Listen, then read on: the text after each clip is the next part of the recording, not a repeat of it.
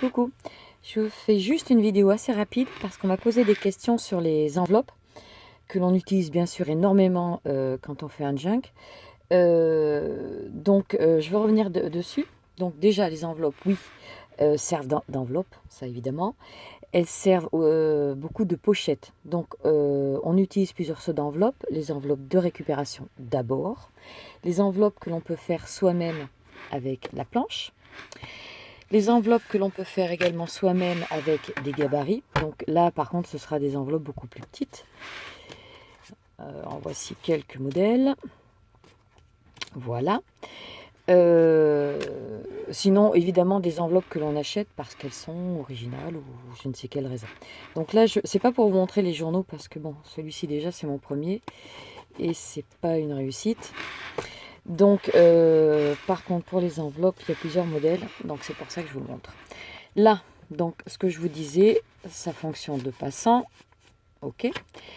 La fonction d'enveloppe, où dedans, il y a également des toutes petites enveloppes que j'ai fait avec les gabarits, que je viens de vous montrer. Alors, ensuite, la question était là-dessus. Comment on insère une enveloppe entre deux signets? Donc, elle est insérée comme un signet, c'est-à-dire... Bon, là, c'est fait avec du fil de couture pour que ce soit plus discret. C'est pas une enveloppe d'accord, c'est une feuille pliée en forme d'enveloppe auquel j'ai rajouté une petite languette pour bien pouvoir la fermer. Donc, c'est simplement relié comme ça. Et il y en a une autre qui est faite sur le même principe. Si je la retrouve, voilà. Et là, c'est une enveloppe de commerce. Donc, pareil. Et elle est reliée. La reliure est fermée à l'intérieur. Le souci avec ce principe, c'est quand on n'est pas à l'aise pour travailler par rapport au format, eh bien, voilà, le résultat, ça bouge. Je me sers par contre énormément de ce principe pour quand je ne veux pas voir les ficelles. Les ficelles, quand on relie, est-ce que j'ai un modèle par là? Voilà. Si je ne veux pas voir les ficelles comme ça, je vais mettre une enveloppe à l'intérieur de mon signet de façon à le fermer et que les ficelles soient à l'intérieur de l'enveloppe. Donc là, avec ce format, le format 5, au moins on est à l'aise pour travailler et c'est bien plus pratique. Une autre façon de faire, c'est avec une grande enveloppe. Donc là, j'ai utilisé une enveloppe A4 qui est bien insérée dans mon signet. Donc là, on voit là. C'est-à-dire, je m'en sers comme une page normale. Donc, je prends au milieu. Voilà. Donc, toutes mes feuilles, y compris mon enveloppe ici. Donc, il y a un côté l'enveloppe normale. Voilà. L'autre côté, où j'ai ouvert le fond de façon à m'en servir également d'enveloppe. Après, on la décore comme on veut. Voilà pour celui-ci. Dans celui-ci, il y a d'autres façons de faire. Alors, une enveloppe faite à la planche, où j'ai fait une petite incision là pour pouvoir passer la pointe de mon enveloppe. Alors celle-ci est collée.